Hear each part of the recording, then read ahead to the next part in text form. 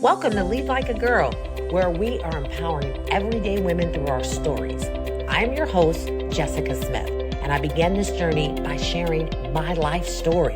Now, I've joined forces with my longtime friends, Jamie and Coralyn, to keep this party going. We met many years ago as young sales girls in our 20s, driven and quickly rising to the top of our industry. As the years went on, life happened, and we all found ourselves in new companies and completely different industries, still striving for success in it all. Career, family, faith, fun. Now, it wasn't easy, but we never stopped moving. Get ready for our real conversations, inspiring stories, and our big life lessons as we share it all. The good, the bad, and the funny. Welcome to Lead Like a Girl. Well, hello. Welcome to another episode of Lead Like a Girl. I'm your host today, Coralyn, and I've got my sweet friend, Jessica, here. We are -1. Nothing. Jamie's going to be back. She's just not here with us today, but we are missing her, but we're going to carry on the conversation boldly without her. She's championing us in her corner. But before we get started, I just want to remind you, we are all over social media and we want you to check us out. We are on Facebook, Instagram, watch us on YouTube. We also have a video content on Spotify. So if you are a Spotify listener, check out the video on there. Leave us a comment. We want to hear from you. What do you think about our episodes? What are we talking about? What do you want to hear? Let's talk. Leave us a comment. Jessica, Yes. How are you doing today? It has been a day. Let's just say that. It has been a day. So I'm really just excited because I really look forward to just having this little girls talk every week. So I'm here and I'm ready. We're going to have to bring on all the personality if it's just the two of us. Yeah. So All I have right. to tell you, in the inspiration of our topic for today is based on a seminar that I went to yesterday or last week actually, and it has just been ruminating in my head. But before we get into that, I'm gonna do my first minute fast question for you that'll segue a little bit into here. I want to learn a little bit about who you are, who I was as a kid in relationship to competition.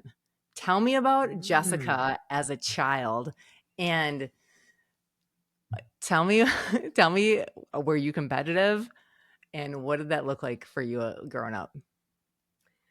Yes, I was very competitive. Now, I grew up with a lot of boys. So, yeah, I was just competitive. I lost more than I won and just always felt like because this is just a total boys game. So I'm losing. But yes, I was very, very competitive and very much so a sore loser. So that's something that I grew out of. Did you grow out of? I did but again, my brother was the biggest sore loser ever. Like, we would play, this is going to age me, but we would play Atari.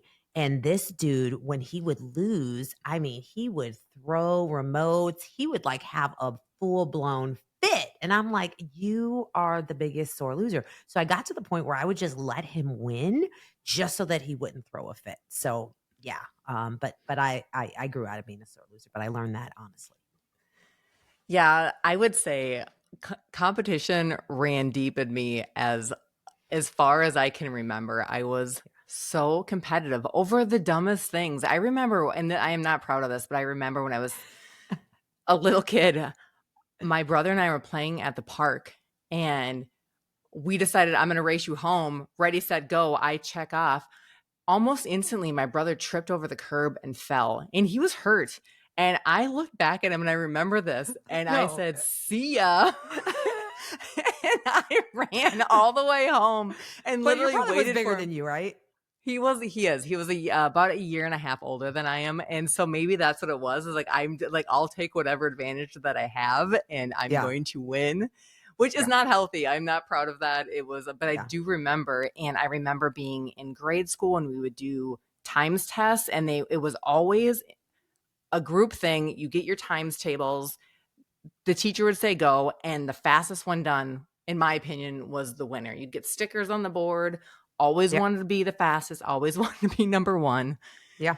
And so this spirit of competition, and my mom always, she said this to me, she told me that at some point in my life too, that she would have to reel me in because that competition turned into a little bit of unhealthy, that I would get really upset if I didn't get an A or get 100% on my test. And she just told me, as much as you want to champion your child to do well, she almost had to talk me down. Like, you do not have to get A's all the time. And so it was interesting. And I think it's a little bit of, I'm a middle child and I'm the only girl. So you go in and do like the deep seated psychological evaluation. Like that's my personality. Yeah, Again, that has a lot to do with it. But one more thing on that, because you just strike to memory.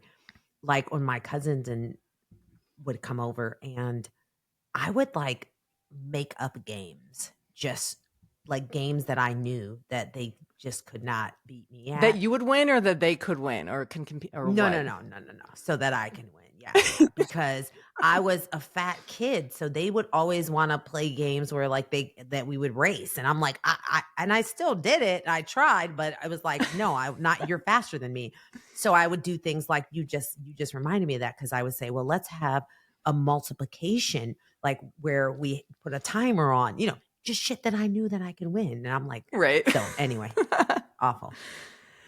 Yeah. So I think that, and maybe you'd agree with this, Jess, this drive to compete, drive to win, this competition attitude, position in life has really shaped who I am in a business sense, personally. But I have really, over the last several years, been really working on not being that. And this seminar that I was talking about that I went to last week, the whole talk was it was by Peter Greer. He's actually the CEO of Hope International, which is a fantastic organization that does a lot of microfinancing in developing countries. But his point that he made, and the title of this book that he put out, was called Rooting for Your Rivals. And it's all talking about the difference between competition and collaboration. And when you're only competing, then you're missing out on this whole opportunity to collaborate, to learn, to grow together and go farther. There's a proverb that he had said in one of his slides, is that if you want to go fast, go alone, but if you want to go far, go together. Have you heard that before? Yes. And I love that. It's a I love it. Well-known. I didn't come up with it, but I just, one of those things that you just need to, does that strike a chord with you?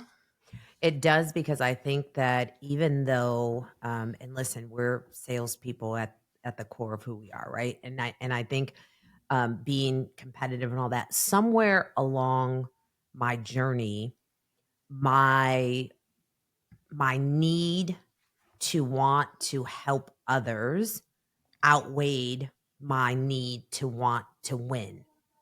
And so I think, I don't know where, maybe when, I talk a lot about just praying, Lord, just give me one shot, and I'll never look back. And I think when I had that opportunity, it really just motivated me to just want to bring others up with me. So I think that's where the difference came for me, where yes, I'm still competitive. Yes, I still want to win, but I don't want to win alone. And I think that's my, like, I'm one of those, I don't do anything alone. I've never even been to the movies by myself. I've never been out to eat by myself. I always want to bring someone along with me. The more, the merrier. The same. Absolutely. I will concur with that movie situation. I would sit in a corner by myself before I went to a movie by myself. Okay, so people call me a weirdo. I didn't know that. So, okay, so I'm not never, ever. I'm like, who does that? Y'all couldn't find nobody to take with you? Ask like, no, not one person. Oh my goodness. A kid? Somebody? Yeah, not going to movies by myself. What do you think, as talking about this topic of competition versus collaboration. What do you think is the thing? Like, what gets in our way of wanting to collaborate or partner with people, work with our peers, and if we're talking specifically females, it could be anybody, but what do you think it is? Like, what prevents us from just always wanting to be a partner and help other people? So I think that it's not just a girl thing, but I think it's more relevant, right? Like Mm-hmm. when you I would were kind agree. of giving me a heads up on what we were going to talk about, you know, I found this interesting stat. 58% of women report feeling competitive with their female colleagues. Mm, That's a lot. That's a lot. that is a And so lot. I bet you any money, I didn't check, but I bet you any money that it's not the same um for men. And we can go into the psychology of why I think that is, but ultimately I just think that it's the lack of confidence. It's the lack Mm, of knowing who you are and what you bring to the table where you really get into that that scarcity mindset. I think that's where it starts. mm-hmm. It's interesting that you say that. That was one of the points, and I don't want to totally rip everything from this seminar that I went to, but it was a discussion point for a while, talking about this whole idea of scarcity. That you think about, if I help you and I give you all my secrets that I have, then there might not be enough for me to win. And I think that that really gets in the way of us being able to work together. If you're Mhm. stuck in there's not enough, then you will make those decisions. I mean, you think of it in business, but you think of, if you're hungry for anything, if you don't think there's enough to go around, then you're going to hoard the gifts, the treasures, the talents that you have, because I need to keep those resources tight to me, because if I share them with you, then I might not be able to succeed in my own space, which is completely, it's a disservice to me, it's a disservice to you and everybody, right? But if Yeah. we change our frame of mind and we change that there is enough, we're operating within a mindset of abundance.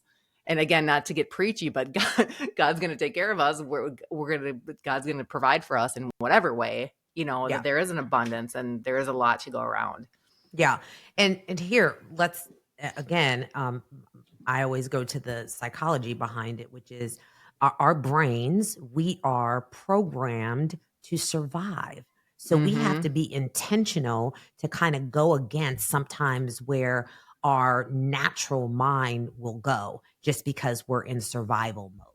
And unfortunately, just looking at the different levels of this as women, it gets worse, right? Because especially when there's less of us at the table, that's where we start. We don't even know that we're doing it sometimes. And you think about it and you're like, oh, well, maybe they only are going to let one woman in the room, or, maybe they have a goal that they're going to.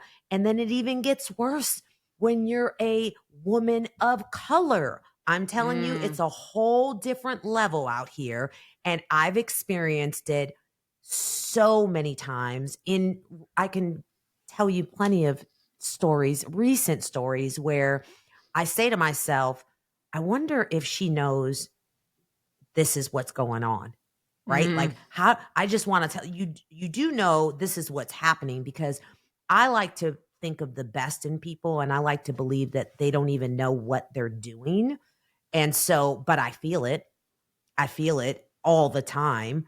And I think it just needs to start with knowing who you are and knowing it doesn't matter if everybody else is doing it. You bring something unique. There's only one you, and we're better together. mm-hmm. I need to trademark that. Like that is how I feel every time. We are I think that better one might be together. taken. I know. So, yeah. Yeah, I mean, and what you're saying is so true, because I think, even just to go back what we talked about at the beginning, this concept of competition, you there's always going to be somebody better than you. There's going to be somebody prettier, skinnier, smarter, you name it. There's always somebody there. So if you're only thing that you're focused on is what you see in front of you and around you, you're never going to be happy. But who are you? The best person, in my opinion, that I found to compete with is who I was yesterday. Am I Ah, better? Am I doing something today that's better than I did yesterday? And do I have a plan to be better tomorrow than I am today? Which yeah, is hard, right? I mean, it sounds very, whatever the word is, esoteric, very lofty and whatever, but it is. It's just, if we're focusing on ourselves being a better person, then that's what really matters.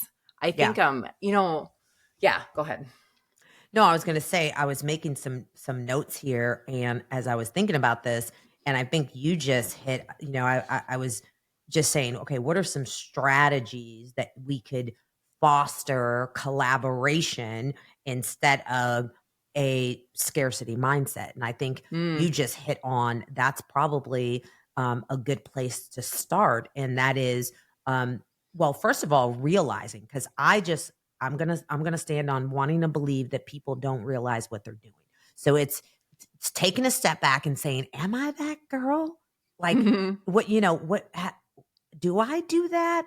And then It is so maybe hard to hold up a mirror to yourself, though. I mean, because it, again, if we're all just trying to shine, yeah, taking an honest look at who you are and what you're doing is really, really hard. yeah, yeah, and then figuring out, yes, I'm competitive, and like you just said, but I can compete with myself, my yesterday self, my 2023 self. Like, how do I figure that out? And I think it just needs to be a shifting of the mindset. I need to Hmm. think about it in a different way. But I also say that my focus every day is, um, Lord, put me in contact with someone that I can help in any Mm, little way. How can I help someone? And I think that also allows you, if that just starts being a habit that you have, you'll find yourself in those situations where, you have the opportunity to bring someone in to your spotlight. That's how I look at it, right? This hmm. spotlight is big enough for both of us. And I don't have to be worried about bringing you in, whether you look like me or you don't look like me or whatever the case may be. Come on in. So, How do you think that championing other people and helping others win, how does that impact you? so for me, I just I know what I was called to do. That's the other thing too. And that's a whole nother episode, right? Because I think that a lot of times people don't figure out what their purpose is until way later in life. And they're trying to figure it out. And sometimes they figure it out, but it's not what they want. I know that my purpose is to help other people.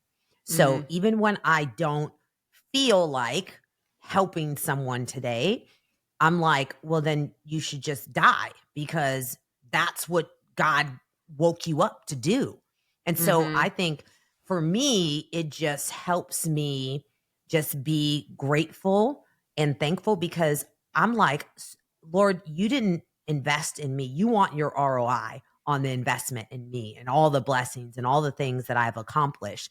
So I almost feel like I'm afraid not to because I don't need to be in not in God's good grace. Like this is what he has put into me and I do not need to not be obedient. That's just me. Well, and don't you think when you are helping somebody else win, it's really freaking hard for them to come at you in any other posture other than joy, happiness. I want you to succeed too. When I'm helping somebody else in a capacity, th- it seems to me the reciprocation is there more often than not. Um It is, but I've been in recent encounters where there are people that I have really helped along the way and I didn't even think about because that's another thing too that I've experienced people helping me and doing what I call keeping score. So I don't want to be that person, right? So I don't keep score. But I experienced someone that I feel like I've really helped and in a situation where I felt like it was exactly that. The Mm. spotlight was, okay, so now there's not enough room for both of us. So, I'm going to do whatever I need to do for it to be me. And I was hurt by it. And someone reminded me, like, oh my God, I can't believe that she would do that when, all this time, these years, you've done this, you've done this, you've done this. And I was like, oh my God, I forgot about all of that. I wasn't even thinking of that. So it happens. But to your point, I think more so than not, if it's not reciprocated by that person, it comes in different forms. And I really believe that the more you pour into someone, the more you, like we did the episode on, the more you're a door opener, the more doors that are open for you. That's just how this thing works. Like, I didn't get to be damn near 46 and not learn that. To me, that's just one of those basic karma things. Yeah. Yeah. And I think that as you're talking, what it's making me think of is that I think in the height of me being competitive with other people, I'm not happy. It sucks my joy, I think. And there's definitely a thrill and a victory of winning. There's that rush, that adrenaline that you get when you just get it. And there is like healthy competition for sure. I'm not saying that we're going to have a participation medal for everyone. That's not what I'm saying. But if I only can tell if I'm doing good by how I am compared to somebody else, you cannot be happy in that space. I've listened to a sermon a while back, and I think it was Andy Stanley, but he had said comparison is the thief of joy.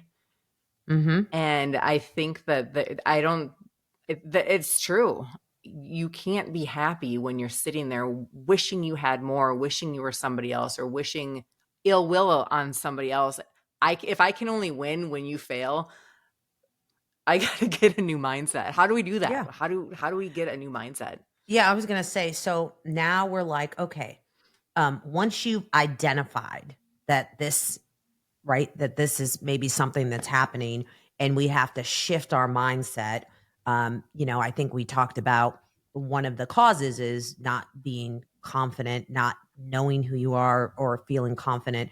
But also, I think focusing on your unique strengths, that really, I think, helps not compare yourself to someone else.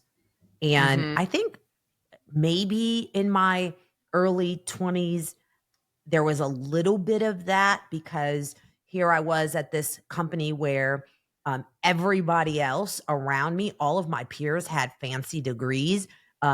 Shout out to Lily. She had a, University of Michigan, like all of these fancy degrees and marketing and all these things and I had actually at that time, I didn't even have my GED. I'm like, I have nothing. And so I think for me, the turning point to a lot of things was just understanding and building my confidence on my own strengths and gifts that God put in me and not worrying about those things that other people have.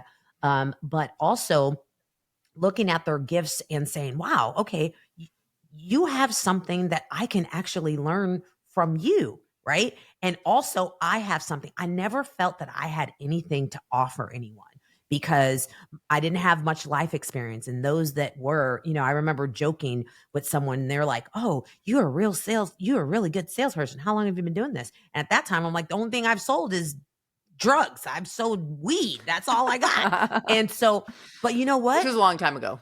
It was a long time ago, but guess what? I was good. I sold a lot of it. And so and that's not a brag, but I'm just saying that I realized that there are gifts that God put in me that maybe just because I wasn't using them for the right things, they were still unique to me. So I think that's what a good place to start is identifying your gifts, your unique strengths, and really honing in on those because that is going to help shift your mindset from comparing yourself to other people.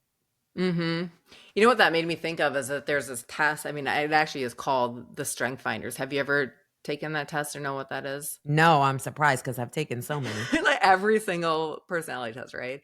But without getting too much in the weeds, I mean, the premise is that everyone has gifts, they have strengths, and a lot of people have their core strengths. But what happens, especially as little kids, if my little boy is really good at math and he's not so great at reading, for example, the tendency is well, if he's good at math, like let's let him do that, but let's pour into his reading so he can become better at reading. And really, in a nutshell, the psychology of the strength finders is like, no, like you don't want him to suck at reading, but if Yeah. he's good at math, like let's pour into that as much as we can and have him be an expert in Yeah. that space. And that's one example for a child. But when it comes to us, to your point, if I'm a really good public speaker and sales and all those things, let's pour into those God-given talents that we have so we can really Yep. champion those things. And then also in the same breath, let's champion my other friends who maybe aren't as good as this, but they're really good at their accounting and they are strategic and they're analytical, and that is great too for them. And we all, and if I can collaborate with that person, we're going to do some pretty fantastic things, you know? And There it I is. think that, right? Yeah, and this is the power of diversity. Everybody, Right. when they hear that word, they think that you're talking about, Black people. No, this is And white people. diverse well, it's just like it's not all just about a color. It's not just about an Right. ethnicity. It's about also other people's strengths and different experiences. And so I think that's probably that's a good segue to my notes here. I have another way to shift the mindset from scarcity to collaboration is to really celebrate others' success and create that culture of support. To your Mm-hmm. point that you just said, because together, right, this is like a special sauce because together these different ingredients is what makes it taste so good. And, Why is it so hard for some people to say good job, though? I think that is one of my biggest oh my gosh, pet don't get me started peeves. on that. Oh my goodness. I know we could probably have a whole episode on this, but it grates me so much for when it's hard for somebody to say, well done. Like you did a good job. Why is that so hard? Um, again, I like to think the best of people. Always. Sometimes it's just being absent-minded and not being intentional. And then the other times it's that they don't want to celebrate you, especially, and this is difficult for me. And here's the feedback I've been given, right? Well, leaders know that you're really confident, that you have that energy, and you don't need to be told that you're, and I'm like, no, that's BS. It doesn't matter how you slice or dice it. That's poor leadership. I'll give you an example of so I had someone once on my team, and she struggled a lot with being able to blow her goals out of the water, and everybody else on the team. So she stood out because everybody else on the team really exceeded in their goals. And I would try to find any opportunity to uplift her, to praise her, to congratulate her. So it could be something so silly as she gave feedback, in a meeting or something like that. And I would say, you know what, great job. That was a great perspective. You really helped out. Like anything, it doesn't have to be. You can't lie, right? You can't say, oh, Mhm. you crushed your goals this month. We're But like, sometimes you didn't. But sometimes it's little things that people need to know. Listen, you may not be crushing every goal that you have, but you're doing something right. That's it. People need to hear that.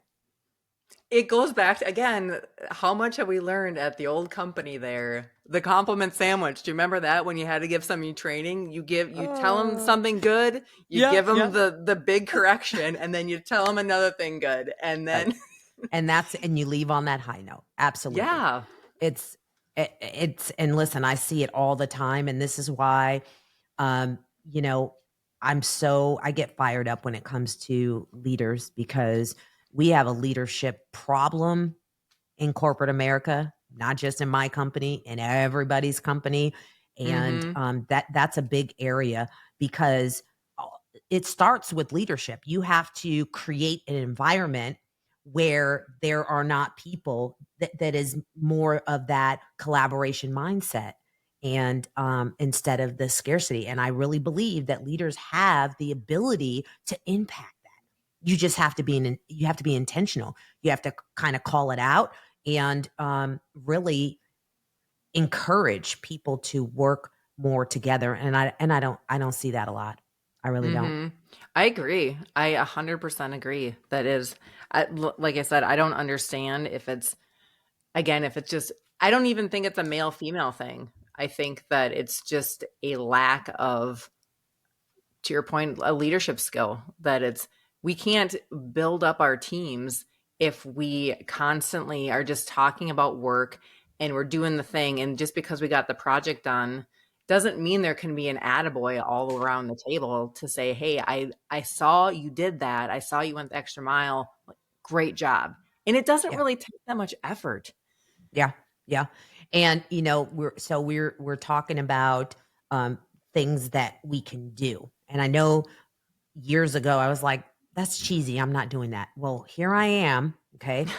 That whiteboard in the back, it's clear because it's a new month and I'm a little late. I know it's past the first, but you know what's going to be on that board? There's going to be affirmations on that board.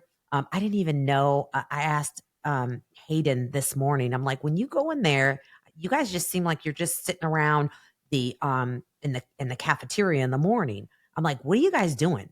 And he is like, listening to videos. And I was like, listening to videos? What kind of videos? He's like, affirmations. And he didn't sound excited about it, but I got really excited about it. And I was like, what? That's awesome. That's cool. Right? So that's what's going to be on that board. And so we think for some people, they think it's cheesy, but I'm telling you, this thing is real.